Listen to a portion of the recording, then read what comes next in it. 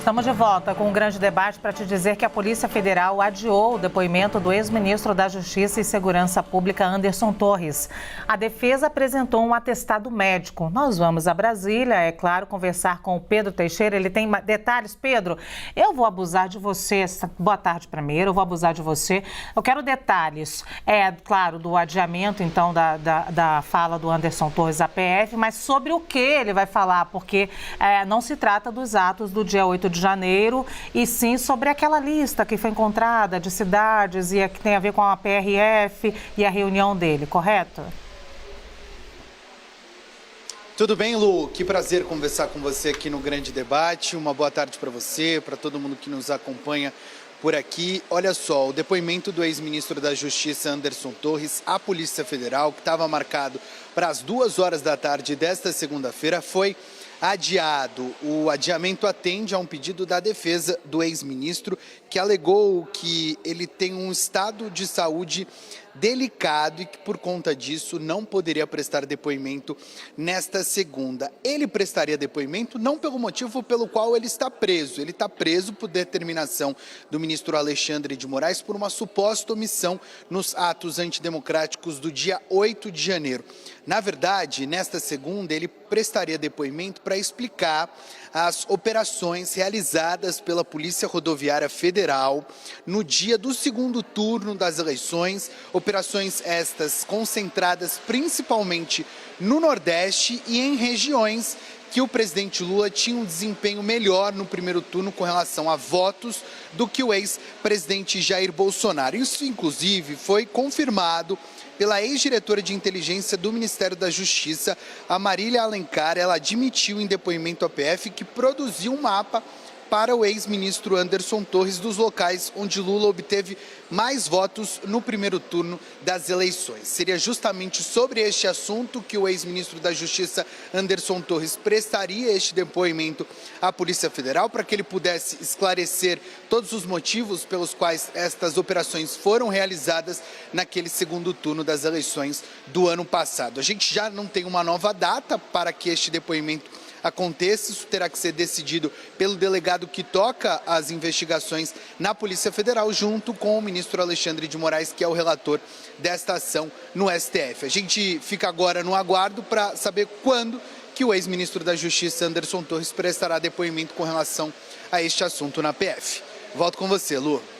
Muito obrigada, Pedro. Vamos ao debate, então. Aqui comigo eu tenho agora Roberto Tardelli, que vai aparecer aqui ao meu lado já.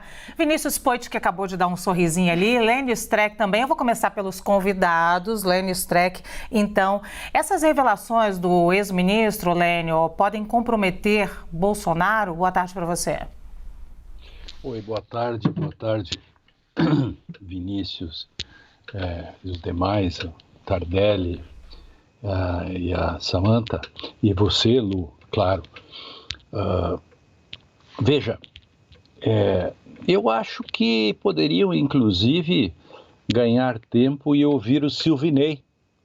Aliás, o Tardelli pode me ajudar.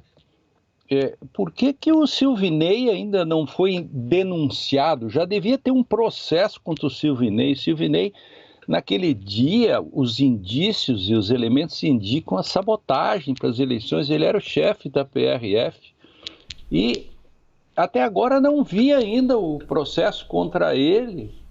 Isso é uma coisa. Segundo, ele poderia adiantar, inclusive, no seu depoimento, se ele recebeu ordens ou não, ou ele assume sozinho a sabotagem, o artigo 359 dá uma pena altíssima, ou ele diz quem mandou ele, que é o ponto central do depoimento que seria do Anderson e que não aconteceu por razões medicinais. A gente entende, alguém preso, a primeira coisa é, de fato, entrar nesse processo de depressão e tal, que ele está. Realmente isso é compreensível, né? E as circunstâncias, metade das culpas do Brasil estão nas costas do Anderson Torres, né? E aí vamos ver. Agora, para mim, o ponto aí, para isso tudo, o Silvinei sabe tudo. É o cara. Bom, o Lênio pediu a ajuda do Tardelli aqui, mas eu ainda não vou conceder essa ajuda não, tá? Tardelli, segura a onda aí, ele está falando do Silvinei Vasquez, que era o chefe da PRF naquele momento. Eu vou passar para o Poit, porque o Poit, o Lênio falou algumas vezes em sabotagem. A gente já pode falar em sabotagem, na sua opinião? Boa tarde para você. Boa tarde, Luciana, professor Lênio, Tardelli, Samantha, todos vocês que estão acompanhando a CNN. Acho que é cedo para tomar qualquer conclusão, mas como eu disse desde o começo, quem não deve não teme. A demora para depor, a demora para se investigar, o atraso nas imagens, o atraso para prender alguns que já deveriam estar presos, igual foi feito com o Anderson Torres, levanta muita suspeita. Então, que o Anderson Torres seja ouvido o mais rápido possível. Se precisar de uma avaliação médica, uma avaliação psiquiátrica, se ele tem motivos de saúde, realmente que sejam motivos de saúde para não ser ouvido, que seja escutado assim que possível. E aí, apesar de me posicionar num campo ideológico mais distante do professor Lênio, concordo com o professor. Como é que não escutou ainda o responsável pela Polícia Rodoviária Federal, que é o Silvinei, já mencionado pelo professor? Então, Lu, eu acho que é difícil da gente tomar alguma conclusão sem escutar as partes antes. Mas, sabe aquele negócio? Tem cheiro de coisa errada, tem gosto de coisa errada, mas não é coisa errada? Agora, que se escute todos os lados. O mesmo tratamento dado, né, aos cidadãos, às autoridades, aos militares, a todos mais tidos como bolsonaristas, que seja dado a todos os suspeitos para o lado do atual presidente também. Vide o caso do ministro do GSI, que deveria ter sido, por exemplo, já intimado ou até preso se fosse dado o mesmo peso que foi com Anderson Torres. Mas prestou depoimento, né? A Polícia Federal na última sexta-feira em 48 horas. A gente tem que dizer isso. Vamos lá, agora sim, Tardelli, sua ajuda aí ao Lênio. Ou não, né? Bom dia a todos. Bom dia, Samantha. Bom dia, Vinícius. Bom dia, bom dia. Boa tarde. Lênio, boa tarde, Lênio. Que coisa boa te ver, rapaz. Você tá cada vez mais bonitinho, que milagre. Você tem um pessoal que rejuvenesce, né? Ô, Tardelli, já que você falou do Lênio, eu vou prestar o elogio aqui, porque eu falei da tua jaquetona sexta-feira. Hoje, rapaz, barba cortada, terno, ó, você tá lindo, viu? Aluguei a beca lá na funerária, onde eu sempre alugo, assim. Bacana demais. Bom dia, Ana. O que eu quero falar para todo mundo é o seguinte. Eu acho essa prisão do Anderson Torres, ela está chegando num ponto de tragédia. O MP Federal manifestou-se favoravelmente, Lênio, à soltura dele. O ministro Alexandre de Moraes, todavia, mantém a prisão dele e esse fato pode ter sido, já que cansamos de ver isso na nossa vida forense. Ouço, é só um pedacinho que não ouvi. Opa, Lênio. Pronto, o Lênio está testando o áudio dele aí. Tardelli, tudo isso aqui é a combinação de vocês, fala a verdade, né? A gente combinamos tudo. Era tudo para descontrair. A gente combinamos, Vai, Tardelli. Eu acho que, falando agora, assim, a prisão do Anderson Torres começa a adquirir áreas de tragédia. Não há, em nenhum momento, no Código de Processo Penal, autorização. E eu não sei de onde que vem isso, sabe? Parece que as pessoas ficam felizes quando o preso está nesse estado de depressão, que é muito preocupante. Os casos que a gente tem acompanhado mais de perto, que não são os casos do Anderson Torres, nos ensinam que essas depressões podem até ser irreversíveis. O quadro é crítico, é grave, e eu acredito que nada impede que ele pudesse ser solto. E a soltura dele poderia colaborar com a investigação. Não interessa para a gente forçar para ninguém interessa forçar uma delação. A expressão é delação, a lei fala colaboração, mas na verdade é delação de alguém nesse estado de saúde mental em que ele se encontra. Provavelmente esse depoimento vai demorar muito para ser feito. Até ele se restabelecer, até ele ter condições de saber voluntária e livremente o sentido daquilo que ele vai dizer. Esse é o problema. Então, eu acho que o depoimento, o que estão fazendo é anular a validade jurídica do depoimento do Anderson Torres. estão dando um passo e a Polícia Federal está criando um risco, o Judiciário, o ministro Alexandre de Moraes, com a devida vênia, está criando um risco não calculado de perder uma prova valiosa. Por que não ouviram o Silvinei Vasquez são dessas questões que eu costumo dizer assim, são os mistérios da fé. Não dá para entender por que não ouviram ainda. Aliás, na CPI-MI, né, na Comissão Mista do Congresso, ele deve ser uma figura protagonista. Certo? Ele vai ser... Se não for, não tem sentido também dessa CPI. Né? Mas nós vamos ter a CPI, nós vamos ter a CPI. O Anderson Torres, esse super investigado, ele vai ser eviscerado. Ele está percebendo isso. O meu medo, Lênio, de acordo com, se é que vale alguma coisa, os 40 anos que a gente tem de estrada aí, é que o excesso de rigor em relação à prisão do Anderson Torres possa colocar em risco a prova dela resultante. Ele está sendo preso porque ele é fonte de prova. Nós não podemos tratar uma fonte de prova assim. Né? O que estão fazendo com ele pode significar, no final das contas, um fracasso investigatório por uma questão que poderia ser muito bem evitada. Ô Tardelli, você fala que o Silvinei Vasquez pode ser uma fala importante na CPMI, que é a CPMI do 8 de janeiro, correto? E o Silvinei, ele iria depor por algo que aconteceu no segundo turno das eleições. Olha que complicação, isso tudo vai se misturar em algum momento? Eu acho que essas paralelas vão se embaralhar, elas não vão nem se encontrar, elas vão dar um nó cego no infinito, que é muito pertinho. E nós não vamos saber quando começa uma e quando termina a outra. Então, esse imbróglio começou, talvez, o que você está me dizendo, no segundo turno das eleições, talvez seja um fato que seja o início das investigações da CPMI. O segundo turno, ele é preparatório para o 8 de janeiro, não tenho dúvida nenhuma disso. Se o Bolsonaro tivesse ganhado as eleições, o 8 de janeiro não existiria. Né? Claro. Só houve esse fato, certo? Em razão das muitas manobras, das muitas falcatruas, desse saco de maldades que abriram no segundo turno e que não deu certo, acabou queimando a mão de quem enfiou a mão nesse saco. O fato é que essas paralelas vão se cruzar. Essa CPMI, essa comissão mista, ou nomes ou siglas horrorosas, CPMI. CPMI, pronto, vou até escrever isso aqui para não ter que... os deputados juntos. Né? Ela vai cruzar essas paralelas. Né? Claro que o Silvinei vai ser ouvido, claro que o Anderson Torres deverá também ser ouvido. Silvinei está submerso. Né? Talvez por talento, talvez por proteção, talvez por tudo. Anderson Torres está numa situação em que ele tem que ser preservado agora. Se houver um mínimo de pragmatismo investigatório, por favor, preserve a testemunha.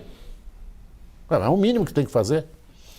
Vamos lá, eu vou ouvir a Samanta também. A pergunta inicial era sobre a fala de Anderson Torres, que iria prejudicar, se poderia ou não comprometer o ex-presidente Jair Bolsonaro. Mas é claro que nós já aprofundamos aqui o debate, que começou sobre esse depoimento do Anderson Torres, que foi adiado, que seria hoje, a PF, sobre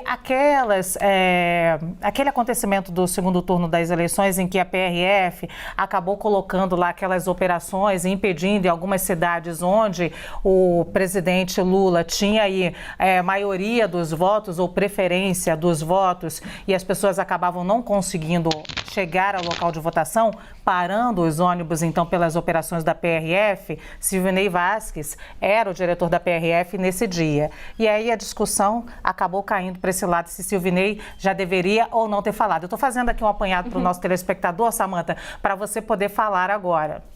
Bom, acho que tem vários aspectos que envolvem essa questão, né? O estado psicológico do Anderson Torres, a gente sabe que essas prisões levam, né, a um problema emocional, a uma depressão, isso é sempre muito ruim, né? E eu agora vou ser mais rigorosa aqui que o Tardelli. Eu não sei se é excesso de rigor nessa prisão. Eu entendo que a prisão dele hoje é inconstitucional, né? Não preenche os requisitos da prisão preventiva, né? E nós sabemos que o Supremo Tribunal Federal faz graves críticas à Lava Jato pelo uso da prisão preventiva e das delações premiadas, mas ele está fazendo a mesma coisa. É importante que o Poder Judiciário aprenda com os erros. Portanto, eu entendo que a prisão dele hoje, ao meu ver, é inconstitucional. Agora, a questão do Nordeste, né, da Polícia Rodoviária Federal, se isso vai implicar em responsabilização do Bolsonaro ou não, é algo que tem que ser investigado. Primeiro, por que ele fez essa operação? Houve indícios de compra de voto, que estava se pagando transporte coletivo para levar as pessoas a votarem? A Justiça Eleitoral em algum momento entrou em contato?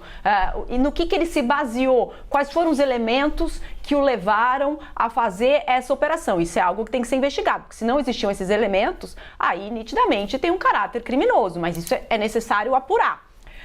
Vamos partir do princípio que ele fez de livre e espontânea vontade. O presidente da República tinha conhecimento dessa ação ou não? Porque se ele não tinha, ele não pode ser responsabilizado. Eu não posso ser responsabilizada por ato de terceiros. Presidente da República, nessa época, o ex-presidente Jair Bolsonaro. Ele tinha conhecimento que ia ter essa operação? Isso foi feito com o aval dele ou ele não tinha?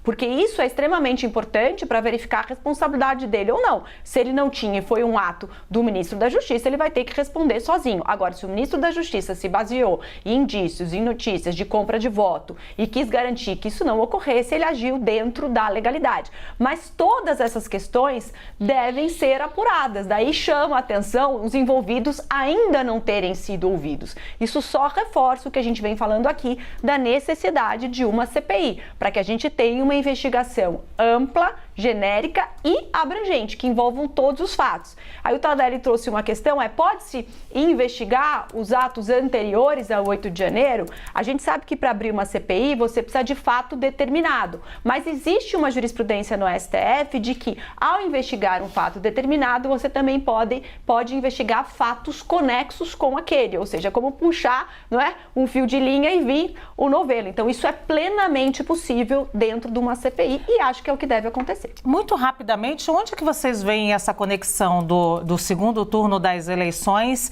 e o 8 de janeiro? Vou ouvir o Lênio dessa vez, porque ele fez um gesto assim, tipo, tá intimamente ligado. Como, Lênio? Porque no momento em que acontece essa operação da polícia e acontece depois que termina a eleição, o fechamento das estradas, as aglomerações, isso se soma, porque de um lado você faz o boicote, e isso inclusive se soma até mesmo se formos mais longe ainda com o uso da máquina pública, mas isso no limite. Fora disso, nós temos inclusive jornalistas e jornaleiros, radialistas e etc., que passaram o Brasil todo incentivando o golpe, artigo 286 do Código Penal, e que ajudaram a fomentar. Veja que o Ministério Público denuncia as pessoas que estão lá no réus, 4 níveis: o que incentivou, o que planejou, o que executou e o que financiou. Então, todas essas pessoas, deputados que incentivaram, que fizeram alguma coisa, elas estão ligadas umbilicalmente com o 8 de janeiro. Se a gente fizesse um PowerPoint em que pusesse tudo isso junto, esses personagens todos estariam presentes. Sim. E a flecha final do PowerPoint estaria 8J, porque tudo chegou ali. E claro, e o que decorreu do 8J, por exemplo, essa questão aí que está se discutindo do GSI. Então.